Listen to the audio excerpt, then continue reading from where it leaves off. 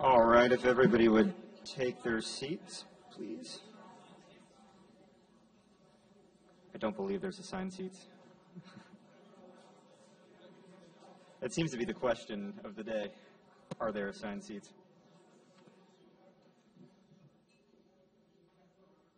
All right, we're going to go ahead and begin. Happy Friday. My name is Blake Hampton. I'm the president of the Lee County Bar Association, and this is our Pro Bono Awards Luncheon for October. And to begin, I'd like to welcome Judge Archie Hayward Jr. to the stage to do our invocation and pledge.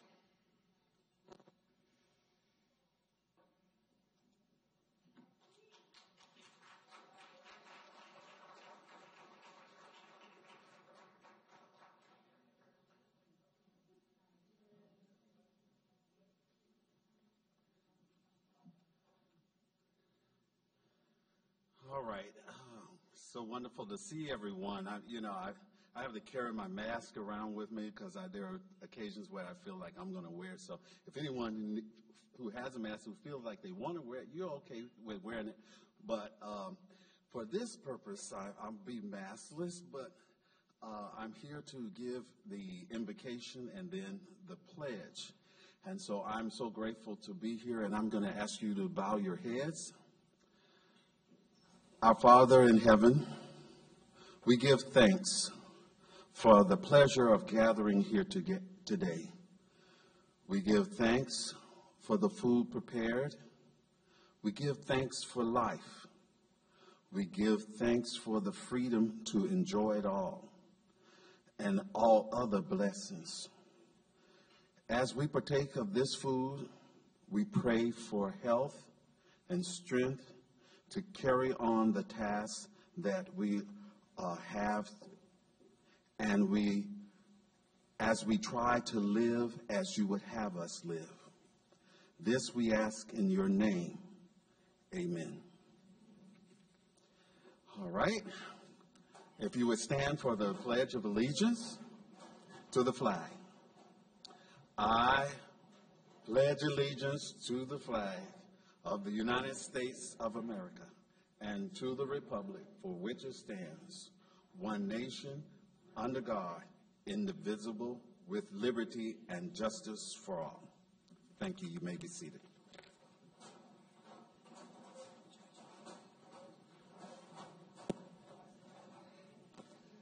All right. Thank you, Judge Hayward.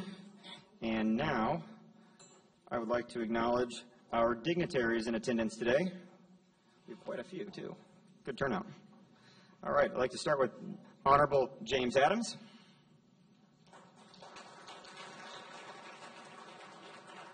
Honorable Linda Doggett. Honorable Josephine Gagliardi. Honorable Devin George. Honorable Zachary Gill. Honorable Archie Hayward Jr. Honorable Gilberto Perez. Honorable Eric Leontiev. I usually look ahead and I... Honorable Nicole Mira. Honorable Tara Pescado Palak. Did I get that right? Honorable Kathy Smith. Honorable Andrew Sweat. Honorable Carolyn Swift. All right, and without our annual sponsors, none of this would be possible, so I'd like to move on to thanking our annual sponsors. If everyone would hold their applause until the end. Start with Copy Lady. I paused and that kind of faked everyone out, my bad. Kelleher Law, U.S. Legal Support, Edison National Bank, Fort Myers Court Reporting, Boyle, Leonard & Anderson, Sanibel Captiva Community Bank, they're also our lunch sponsor today, the Vistas at Eastwood, Associates and Bruxelles Shiner, Boy, Agnew, Potanovic, and Miller, Del Lago Law, Hampton Law, that's me, Henderson, Franklin, Starnes & Holt, John Webb Legal Group, Law Offices of Dennis Webb, Law Offices of Michael Rahib, Park Royal Hospital, Aloya, Roland, Lubell & Morgan, Conrick PR and Marketing, and Sexto Productions. All right, now you can...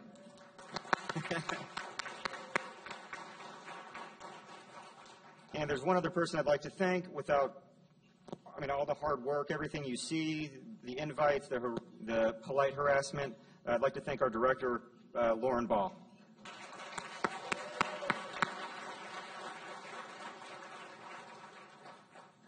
All right, and I just misplaced my third page of notes. Give me one moment. There it is. All right, now I would like to welcome to the stage from our lunch sponsor, Sanibel Captiva Community Bank, our Senior Vice President and Director of Business Development, Lee Golden.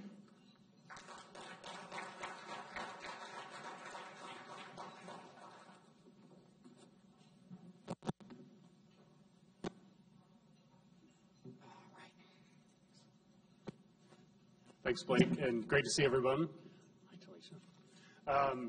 We are, again, proud to sponsor the Lee County Bar Association Awards Luncheon. Kristen, let me introduce Kristen DiOrio. She's with Sanibel Captiva Community Bank. She runs our downtown office and has been a manager with our bank for the last 5 years. A lot of you probably recognize her through other bank careers, too. We recognize a ton of you as clients of ours, and again, we're honored to be a part of today's luncheon and recognizing the special awards that are going out today. We're proud of this community, and we are very honored to be a part of this group with our local attorneys, legal representation, law enforcement. So thank you again for the opportunity to sponsor today and to be a part of the awards ceremony. So without further ado, we'd like to start welcoming up the Lee County Bar Association Pro Bono Superstars. So if I could have each of you come up one at a time, and we'll hand out the awards, maybe get a quick picture, and then we'll keep the luncheon rolling so we don't keep you here till 2 or 3 o'clock in the afternoon. Okay, so first, please come up and receive your award. First on the list is Catherine Kamadeko.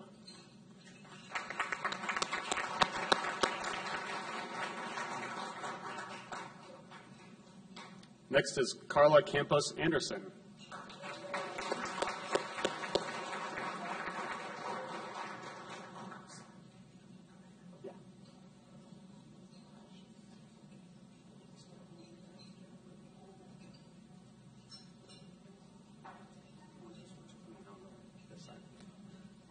Next is Aaron Casey.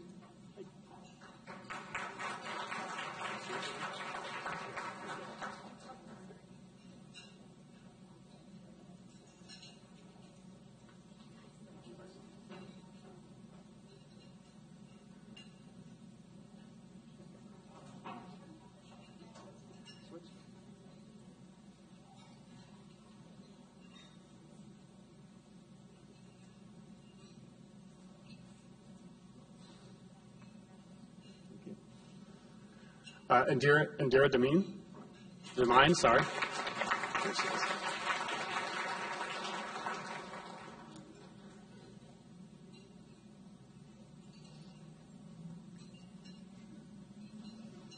Blair Domenico.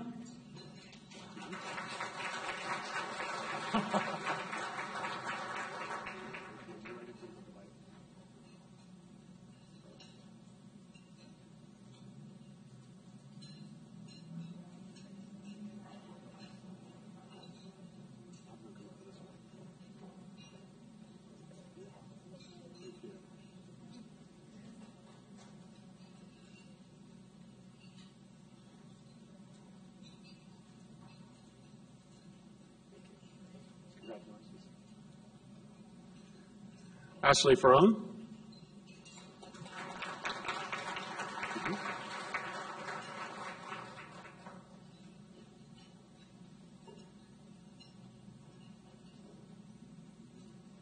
Kelly Fair.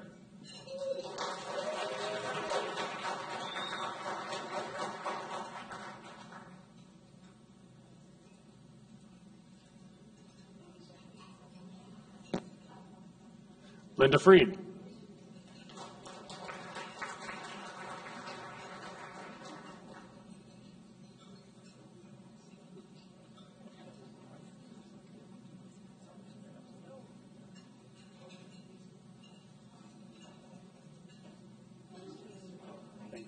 Thanks, Kelly. Eunice Lenat.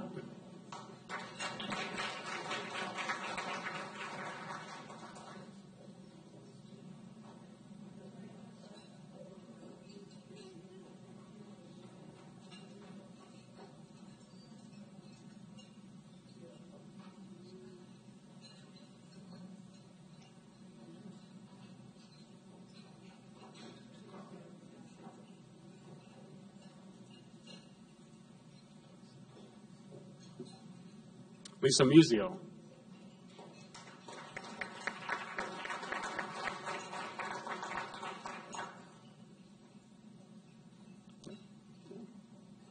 No? Okay. Travis Russell.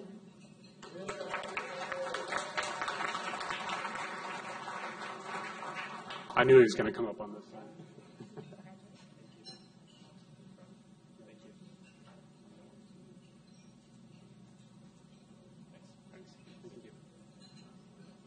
Stephen Spence.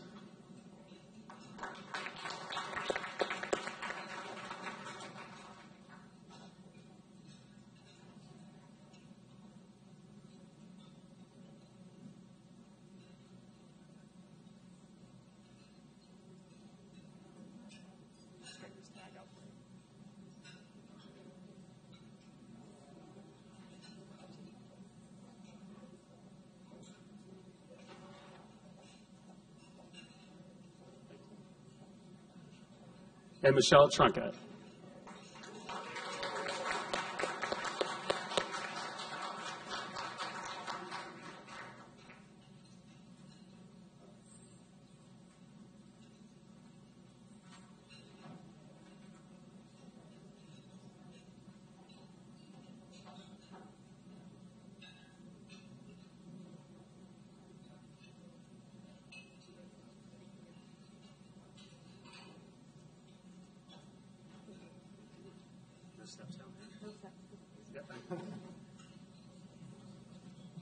We'd also like to acknowledge the pro bono superstars who are not able to come today. So if you would, I'll read the names off and we can hold your applause until after the last name. Thomas Domenico, Norma Han Brill, Elizabeth Kagan, Carlos Kelly, Jennifer Martin, Amy McGarry, Lance McKinney, Frank Pavis Jr., Tiffany Pereira, Kayla Richmond, Catherine Schobert, and Mark Yeslow.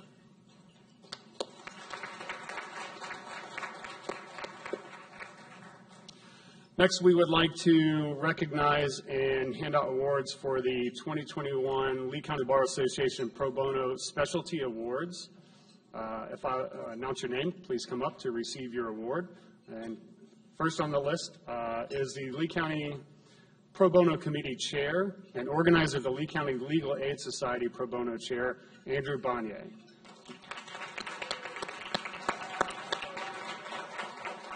Andrew's being recognized with the Pro Bono Leadership Superstar Leader for this award.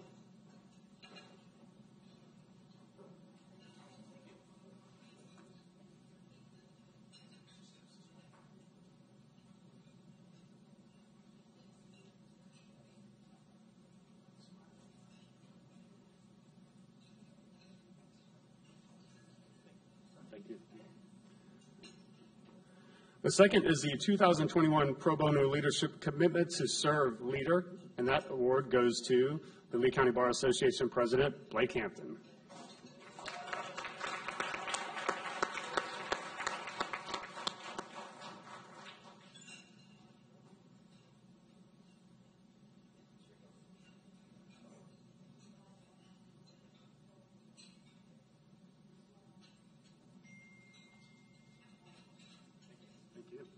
Congratulations.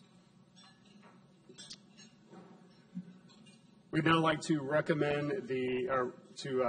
commend and recognize the 2021 Pro Bono Mentorship Gold Partner, the 20th Judicial Circuit Committee Chair, Honorable Judge Archie Hayward.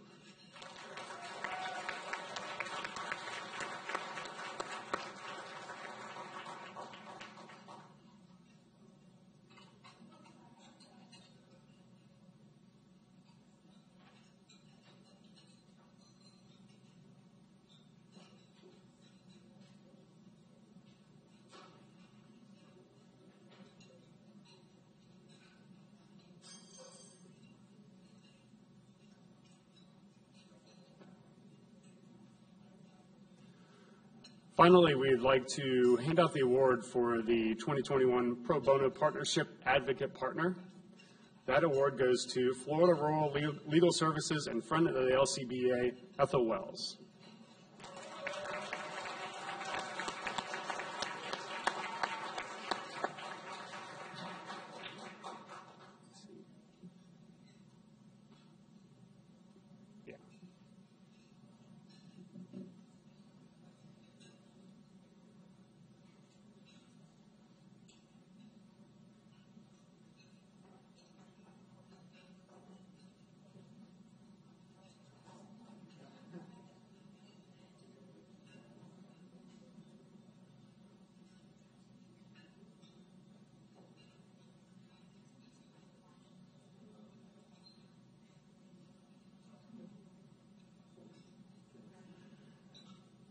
And lastly, we would like to recognize the Pro Bono Partnership Pearl Partner.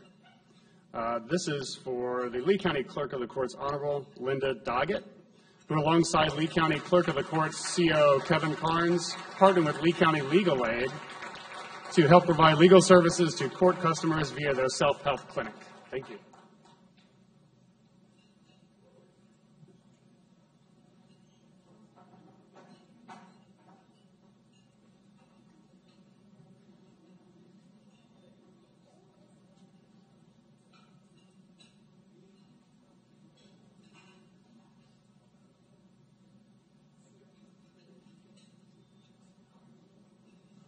Please join me in giving all of the Lee County Bar Association Pro Bono Superstars a round of applause.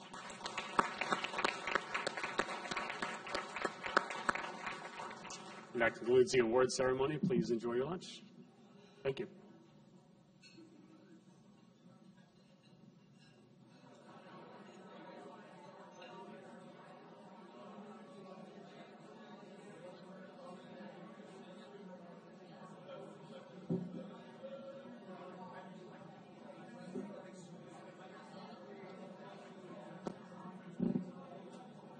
Oh, hey, I'm back. All right. So I'd like to wrap up our meeting today, and we have I'm not sure if everybody's aware, we have a double header. We have a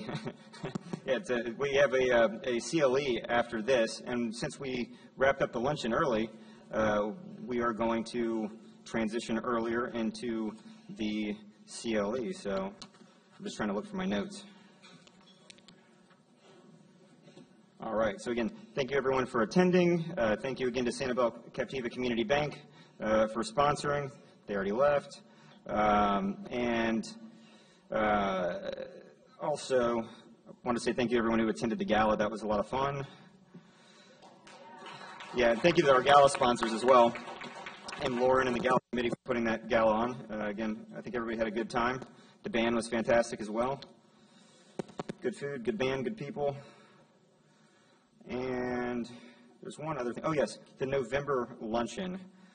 So this is, I don't know if anybody's picked up on my theme throughout the year. We've looked at different cultures. We had Asian Americans in the law. We looked at Hispanic heritage. We featured Black History Month. Our town, our city, our area has a rich history with farm and agriculture. So our November luncheon is going to feature our president-elect next year, or our president for next year, Tiffany Pereira, and it's going to be an agricultural law luncheon. So I'm not sure if we've done that before, but it should be fun. And now I would like to welcome our pro bono committee as chair and director of legal aid, Andrew Banier.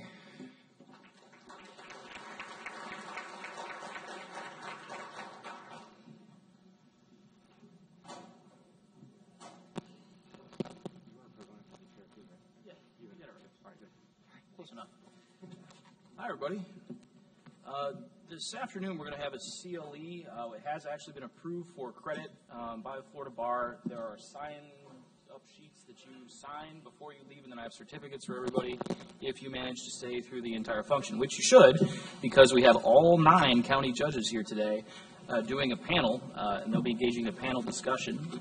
So that's going to be focused on changes in the era of COVID. There are just a couple notes about different changes in the court system and what we can expect moving forward. I would like to take a brief moment to honor some of the attorneys who have donated literally hundreds and hundreds and hundreds of pro bono hours, in particular. Some of the people at the table over here, Frank and Patty Talty, who are not licensed in Florida, but nevertheless join us every single week in the Self-Help Center to provide their expertise that they developed over decades of prior practice. We also have with us today, we have Marianne LaPera and Susan Larned, who are also frequent contributors to the self-help panel of attorneys, and we're very happy to have them here today. I would also like to take an opportunity just to give a brief 45-second sermon, which I do whenever I have a microphone in front of me and a bunch of people who are in some way obligated to listen to me. We have amazing opportunities to contribute pro bono hours, and you don't even have to contribute an hour. You can contribute 20 minutes if you'd like from your computer screen. We take every kind of case imaginable that you can think of at this panel. And so you hear different human stories, and on the spot you formulate in the course of a panel discussion with the other attorneys who are participating, a real-time solution for people to take and what to file, what to say, how to do it. And rarely we're able to match up, but sometimes there's a situation that's just screaming for direct representation, and we try and match them up with one of the attorneys that's on the panel, or maybe one of us take it ourselves. So it's been a really wildly successful model. We think that it's been really, really helpful. We hope for the county judges in particular. Hopefully you see a little bit less nonsense in the filings in front of you, a little bit more sensibility. Of course, we can't eliminate all the nonsense that you have to sift through, but hopefully we're making it a little bit easier. So I think moving forward, we're supposed to have some chairs up here for the judges to take a seat. So hopefully that will be something that will get underway. But let's see what we can do here. As I was saying, we're supposed to have 9 chairs set up here for all the judges. So I'm glad we got that worked out. Again, there is a sign-up sheet here that if you could put your name, then on the way out, I'll be able to pass out the CLE certificates that you'll need to report your CLE. While we're still getting ready, some helpful metrics that I will read about the Self-Help Center, because that's what I do. We had 381 attorney hours volunteered, 152 law student hours. This is in the year 2020. 733 total pro bono hours in 2020. Were served 329 individual people in 2020.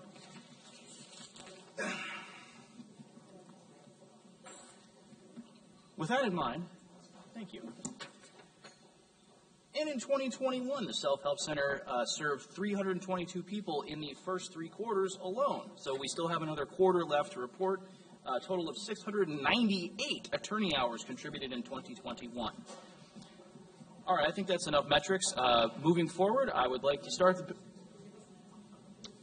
Did I say that's enough metrics? I misspoke. Totaling 216 total volunteer hours, 914 total pro bono service hours, that is attorneys and law students and other volunteers. 914 pro bono service hours in 2021, that's not counting the last 4 months of the year.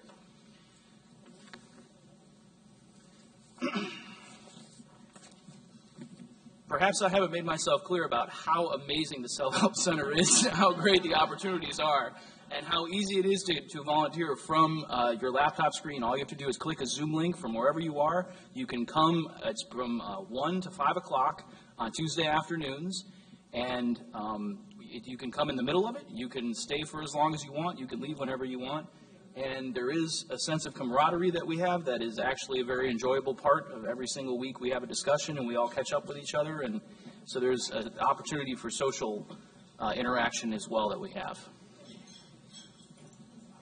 All right.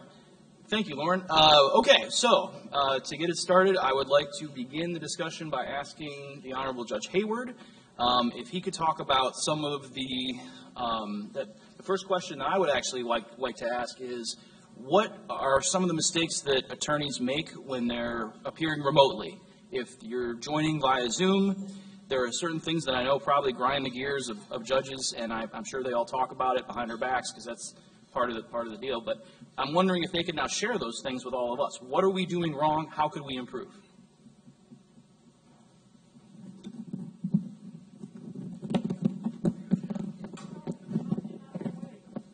All right. Well, we could just, how about let's just pass it? Yeah.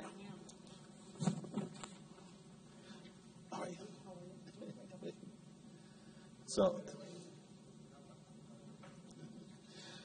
So your question was, what are we doing wrong? Well, generally speaking, most attorneys are doing everything that's right. However, then there are some technicalities that miss because it's easy. Everybody does it. You miss something that may be important as far as when you file a motion. Some people file a motion but will not call and ask for a hearing time. And then I'm sure it's because it's an oversight sometimes because people forget or they do that and intend to get a court date, but it's not.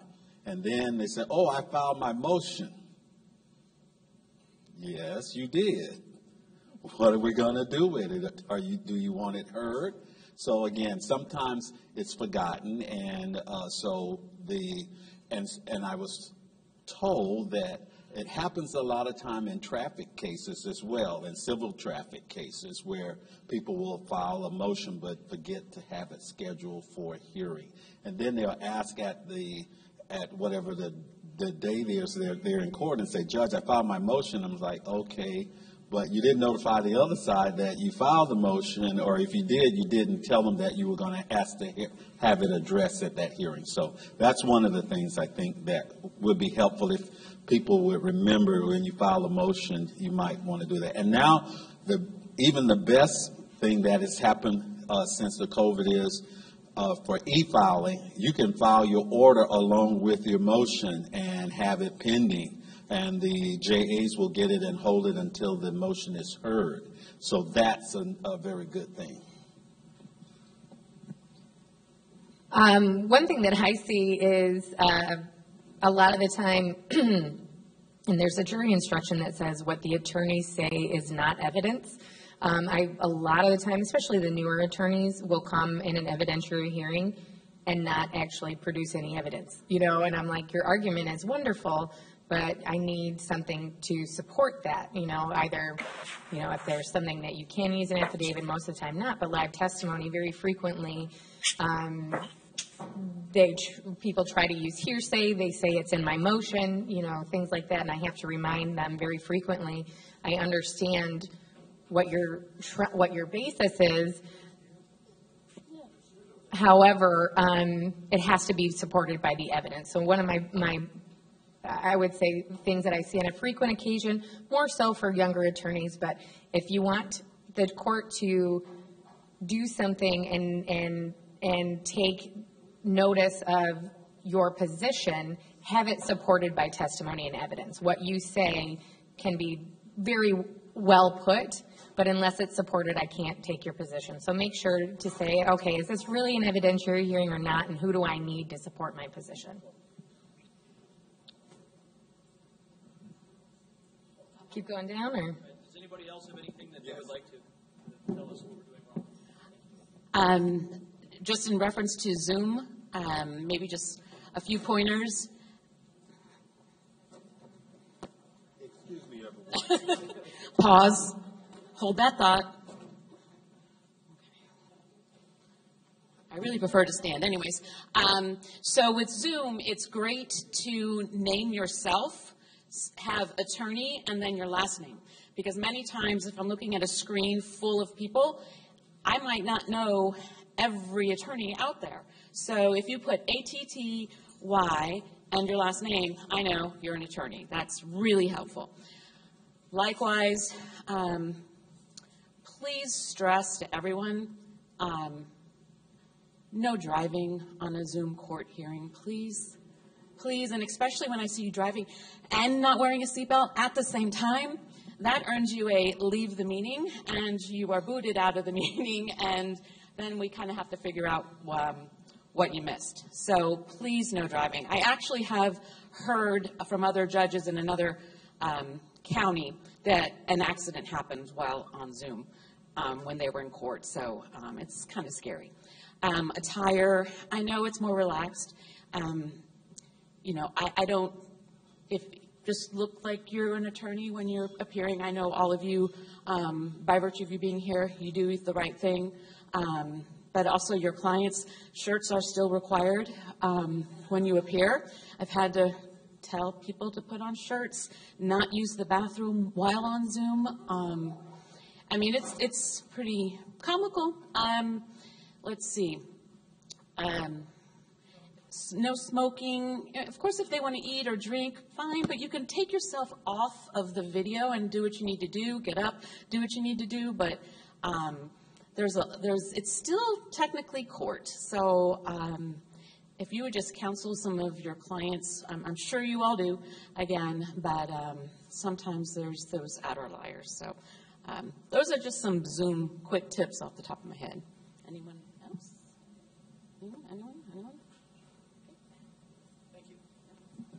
All right, so don't Zoom and drive, and don't pee while you're appearing in court. Those are things that we never thought that we'd have to prepare our clients for. Thank you.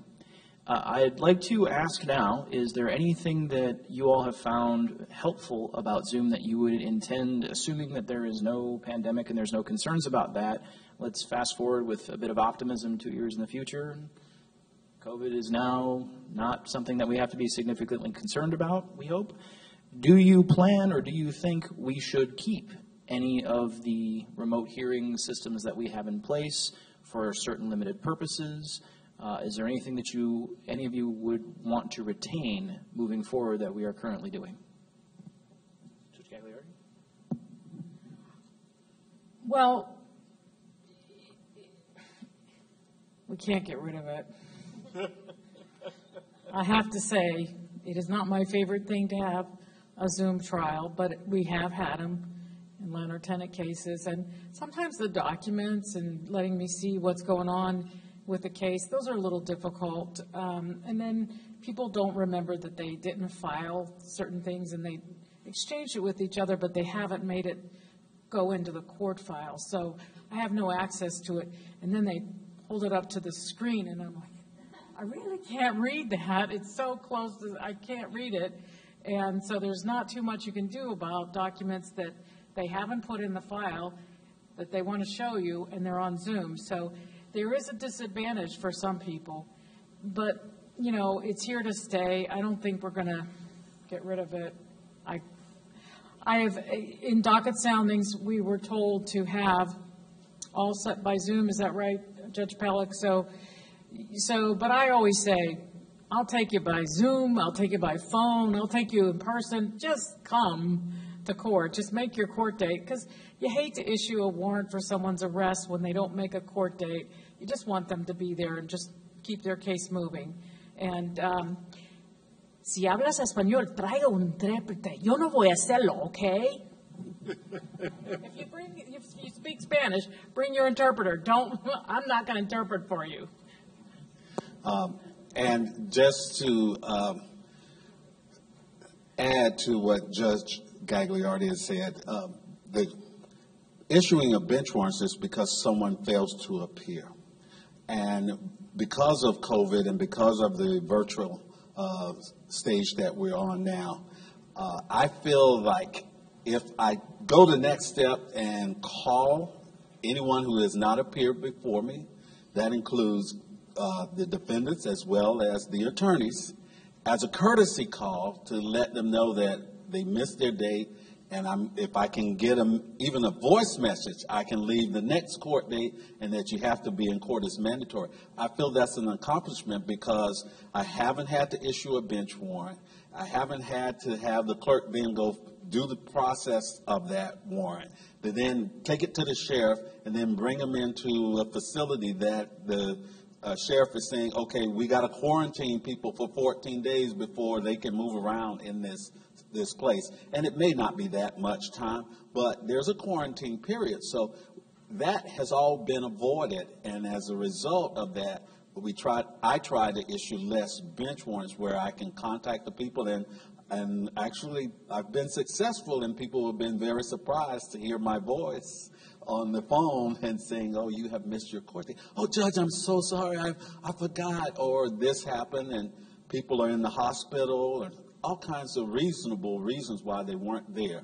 But after the hearing the other day, I went and had to sign the warrants that I couldn't contact people with, and I had to stay another hour after a long day at 6:30 to sign those warrants. So it takes it's a process, and that's why I think because we're on this virtual stage, we can do that to insist that we get people and shortcut it. I agree with Josie. I think Zoom's here to stay, and I think there's some things that are very beneficial. You know, the 5-minute status conference where everybody can appear by phone. You reduce a lot of courtroom coming in. I know a lot of attorneys like it, officers like it with traffic. Jury trials or trials on Zoom, I can't say nobody. 90% of people don't like. So I think going in the future, I think there's going to be a hybrid. There's going to be things that can be done very easily, very well on Zoom, and there are things that obviously it'll be discretion for judges, but large evidentiary hearings, trials, and things are just still much better in person, where documents can be exchanged. People are all in there talking.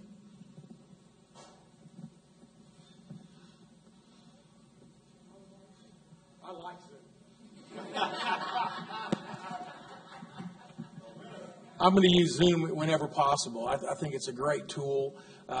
If you have to present evidence, it's difficult because you don't know how to do it, but there is a way to do it on Zoom if you learn how to do it. What's that? Right, file the exhibits ahead of time. As far as I'm doing criminal law now, as far as, what I call cattle call proceedings, docket soundings, things of that nature, I'd rather do those on Zoom because each one of them takes very little time. And if you have contact with your client, I don't want them there. It goes much easier if they're not there. If you need to have contact with him, that's fine. But for those things where I'm only talking to the lawyer and there's not going to be a plea, or there's not going to be evidence presented, I don't need them there.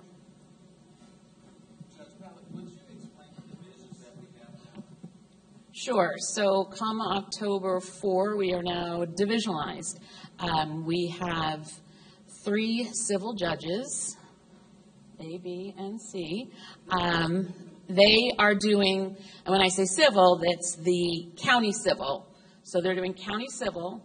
They are still doing small claims and traffic.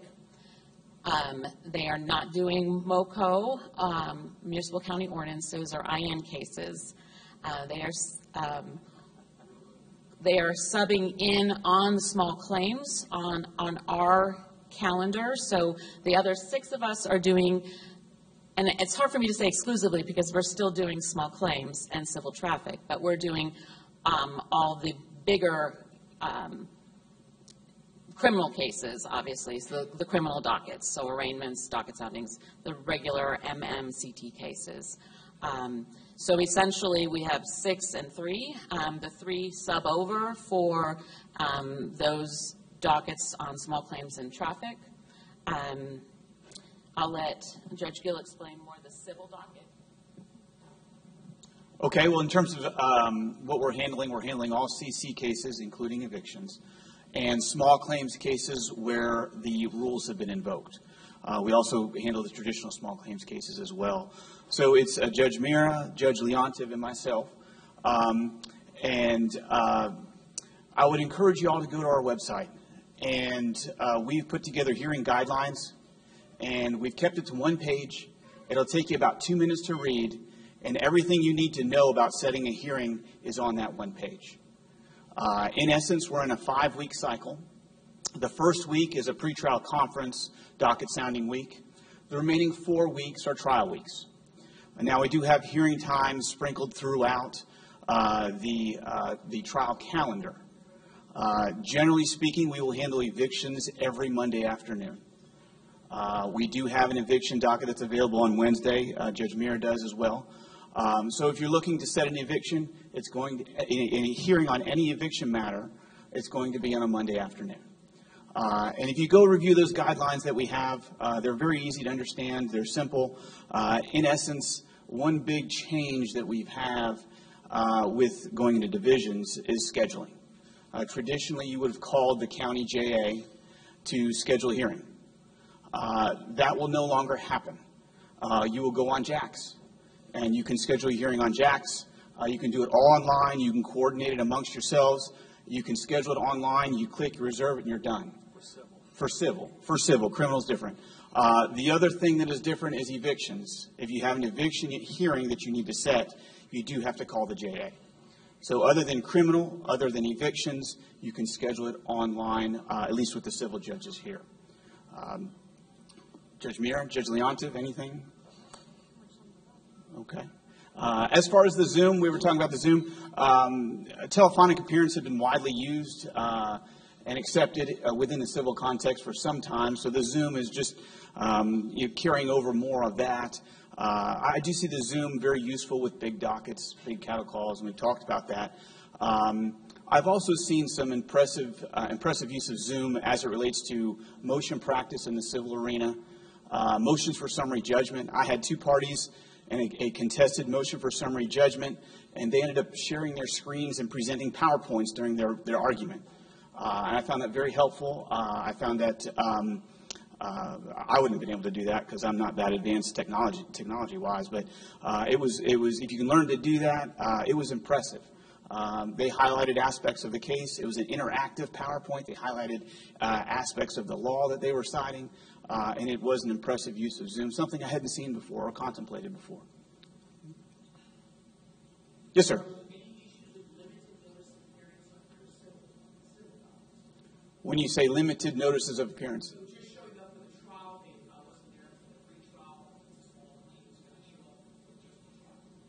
Well, you would have to file a notice of appearance, but there shouldn't be an issue. No, if you have a small claims case, it'll go to pretrial, and our mediation division will do the best they can to try and resolve it. Mediation is provided free of charge at the small claims level, and then they'll be given a trial date and a trial order.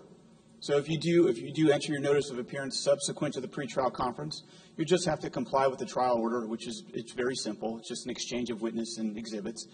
Mm-hmm. And then,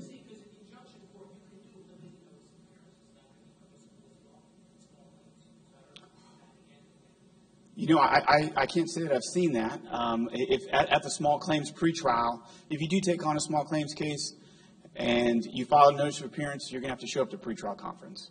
Okay, but from pretrial conference to trial, that would be something different.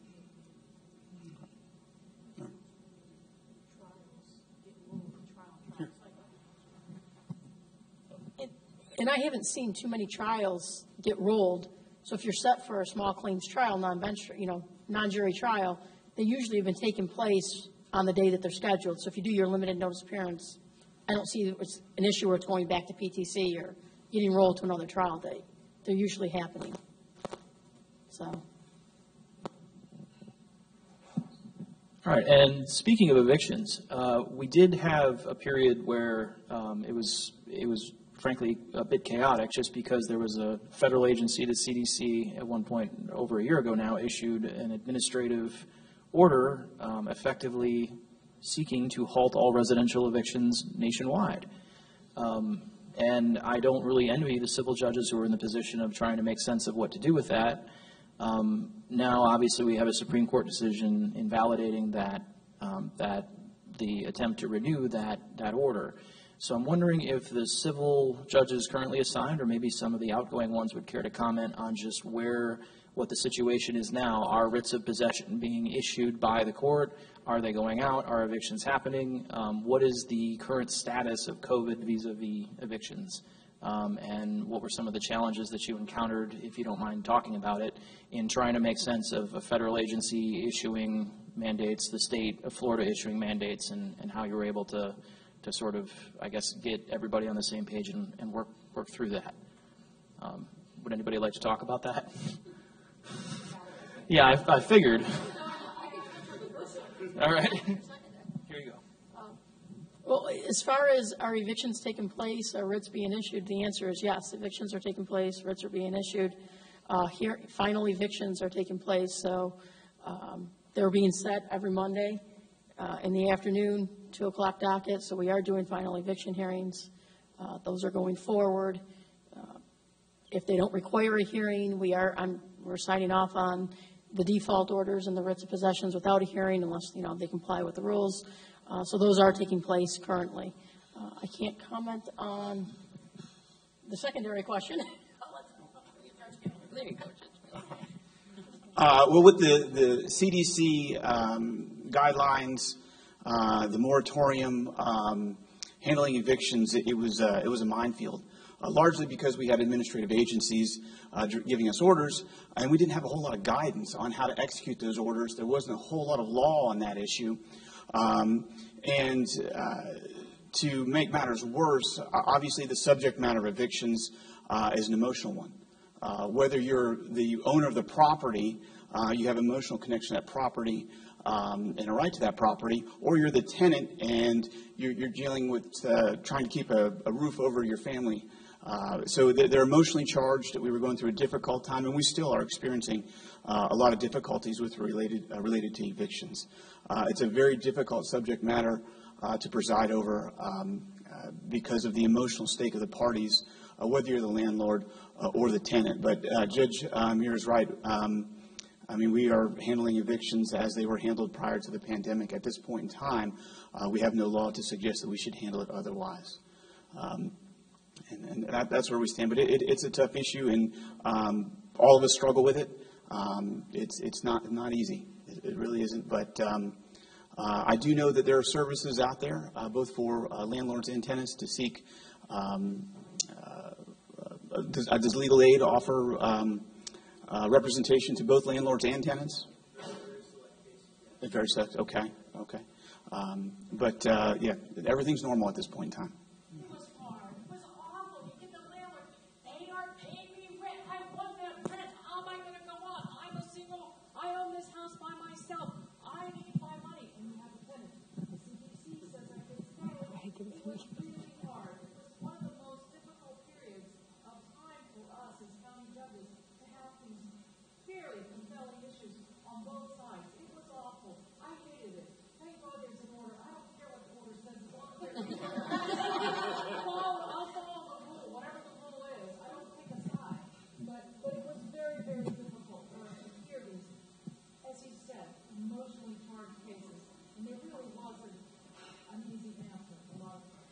And to piggyback on that, it was an answer that was constantly changing through COVID. So you had the executive orders from Florida that would change monthly. Then you had the CDC order once that went, and then even the CDC order changed. So you'd have to keep, and no one, from the CDC, nobody said, here's your new order. You would pull it up and you're like, oh, well, they changed that best efforts. So it was for the entire time having to constantly see, all right, what has changed? Who's at effect? Where do we go? And like Judge Gill said, with virtually no guidance, and now it's, we've all forgotten about it because we have actually a clear keep going. Well, to me, it's like, whew, that was so before.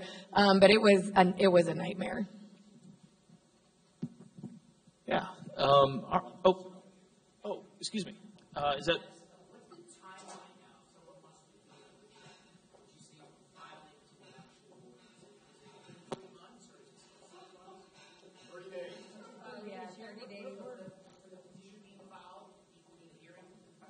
Every case is different, but we target 30 days. That's why we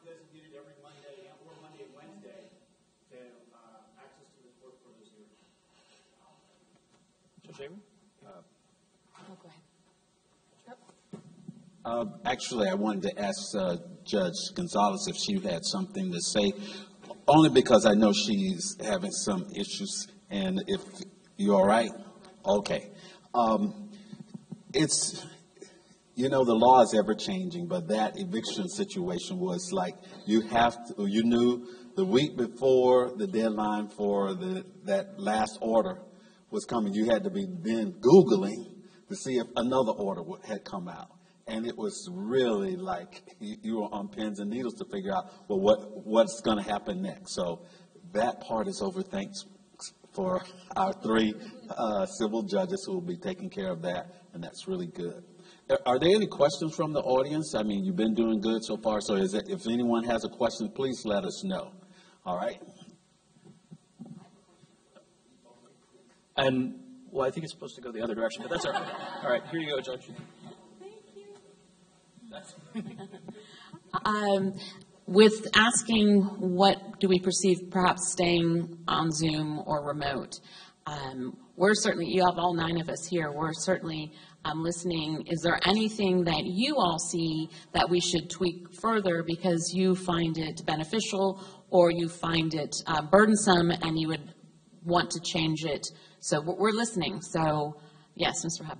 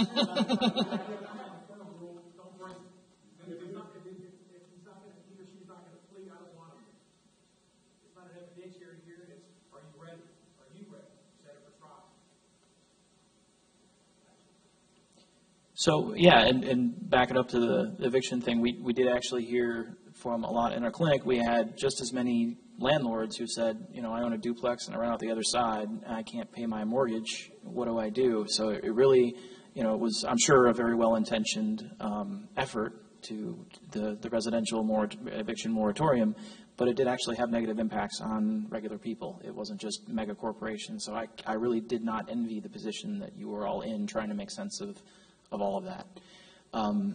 I think at this point, we do have 2 relatively new judges on the bench. I would actually want to give them a brief opportunity to sort of introduce themselves. I have had the pleasure of working with Judge Mira when she was at the State Attorney's Office, and it's absolutely wonderful that she's now a judge. I haven't really had the pleasure of working with Mr. Leontev, but hopefully he can introduce himself as well and clarify how we pronounce his last name.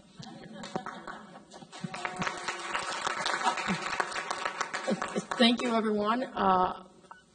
Was appointed to the bench in July. A little bit of background. Spent 13 years at the State Attorney's Office. So the state, I worked in Hendry Glades County, Lee County, and Collier County. When I left the State Attorney's Office, I was their Deputy Chief in Collier County.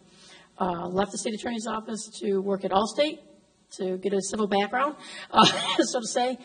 Spent about 2 years there, a little less than 2 years there. Worked personal injury cases, a few PIP cases, and then applied for the appointment to the bench. So that's a little bit of background on me, but appreciate everybody's time, and I'll pass it over to Eric. Judge Lavonte. So before I took the bench, my docket was known as G9, and I'm considering, for ease of pronunciation, keeping G9 as my name. No, it's Eric Leontiv. I was formerly a assistant state attorney for 14 years, state attorney's office here in Fort Myers for 5 years, and then 9 years down in Collier County. Held positions in the post-conviction unit for about 4 years, handled post-conviction cases, Jimmy Rice cases. Also was in the economic crimes unit for 3 years, and then the normal divisions of felony, juvenile, misdemeanor. So I moved here 14 years ago from Miami, went to the University of Miami, law school in Canes in here. There you go. Yeah, so you know, it's been a great experience coming on board. The kindness with which I was received by the judges up here has been overwhelming. They've just been more than willing to help me in the transition, and it's been great. I'm really thankful.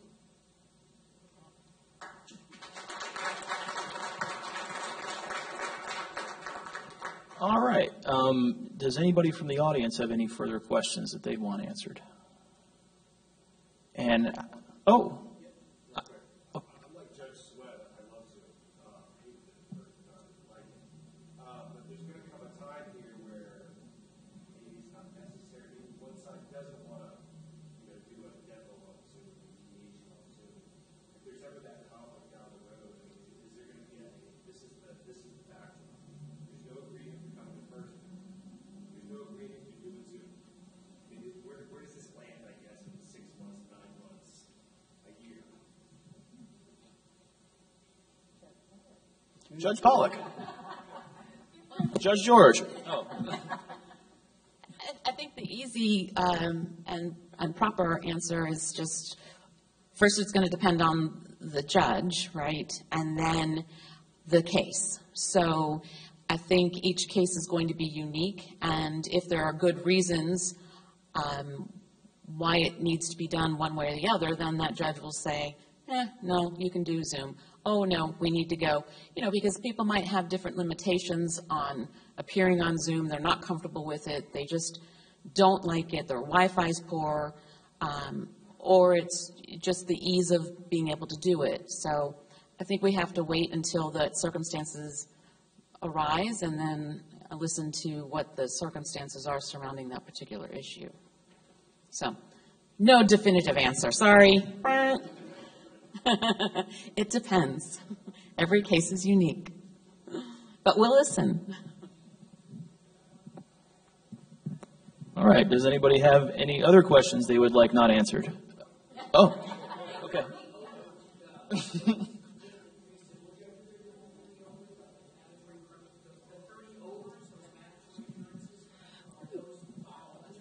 We're all doing those. So the civil division is, the split is criminal and civil, but all of us are still doing the traffics and small claims. No, criminal's just doing first appearance. Or I was like, yes, we're splitting first appearance too. So yeah, well, we still all have traffic and we still all have small claims. Anyone else? Your Honors, do you have anything that you'd like to say or wrap up or express to all of us? Well, I have just to wrap up. I think this idea came about during our 20th Judicial Circuit pro bono meeting, and it came up, I believe, in context of discussing the new judges and the changes that were expected to happen. And someone said, well, why don't we have a panel for the judges that's come in like we did before? And that someone was Andrew Beignet. So I said, well, let me ask the judges if they would participate. And to my surprise, and I was just so grateful when all of them said that they could be here. And that is an incredible feat in itself, because our schedules, although they're similar, they're not always the same. And so I really appreciate them all being here, and I appreciate the idea coming from Attorney Beignet, because it was something that is needed, especially when we have our new judges to introduce to the community. But again, it was a good idea, and I'm glad it happened. And I know you understand that the access to justice is very important. It's very difficult. I know when you have clients that come to you that may not be able to pay, but it's very difficult to then turn them away, because you know they may not have any other resources. But there are resources in the community, and we have legal aid, we have Florida Rural Legal Services, and they try to cover the areas that are necessary. And the clerk of court, Linda Doggett, under her administration, has opened up the self-help clinic and been instrumental in supporting that. And that's a great idea. But we need more ideas like that. And we need more solutions for some of the questions that you asked for, and certainly that's what we want to promote, because the Circuit Pro Bono Committee does not go out and do stuff. We actually report back to the state committee. And I just sent out an email that I received, and they asked for some of the goals that we were going to be setting. Make sure every volunteer bar and each pro bono legal assistant provider has a member on the pro bono circuit committee. And we all have to have a one-page pro bono opportunities for the circuit, and the circuit-wide approach to engage young lawyers in pro bono practice. Local legal and voluntary bar can request for the attorneys that newly admitted to be a part of this. So the Florida Bar and the Supreme Court is pushing for pro bono activity among the lawyers of the state of Florida, and we're responsible for reporting that activity. So during COVID, we didn't have much going on, but we did, because the self-help clinic was working, and then some of the attorneys were stepping up and assisting. So we need more of that, and we encourage you to do that. And we encourage you who are knowledgeable about this stuff to help the young lawyers to get involved in pro bono service, because it's very important. So thank you for all that you do, and thank you for being here to listen to this. One other thing I'd like to, I was surprised the other day when the clerk told me that an attorney's case was not was listed as a pro bono case, and I'm like, why? She says, well, they're not able to practice law at this time. And I'm like, what? And they said, well, we run the names of the attorneys when we're setting up the hearing, and there's a notification that says the attorney's not eligible to be before the court. And I'm like, okay. And I said, things happen. I know things happen because I've seen it. And so that I had the attorneys show up, and I had to say, hey, you can't practice. And they said, what you talking about, Judge? And I'm like, they're telling me that your license is suspended. And I said, no, Judge, I've been practicing, no problem. I'm like, go check the Florida Bar website right now.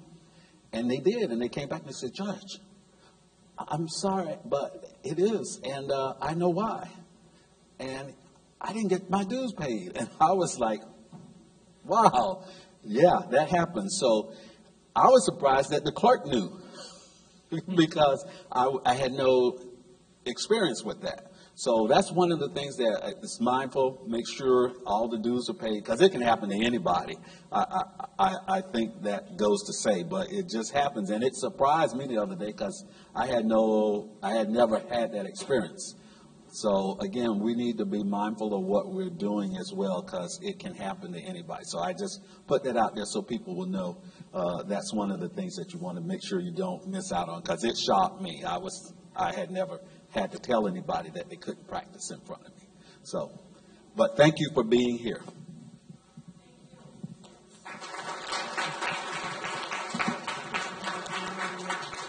All right, and we're going to have sheets that if you sign, I'll be able to give you a certificate that you can use to get your CLE. Your honors don't have to sign anything. We put your names on it. You get your certificates on the way out the door. And as always, if anybody would like to volunteer in the self-help clinic, we have some sign-up sheets for that as well. Or you can email Nancy Dubois, nancy@leecountylegalaid.org at any time. Thank you very much, everyone, for coming. That's what it is, yeah.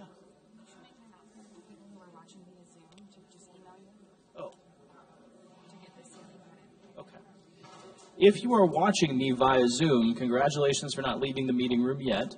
You can email me, and I will scan and email you a sheet so that you can turn that into the Florida Bar and get your Zoom credit. See you later.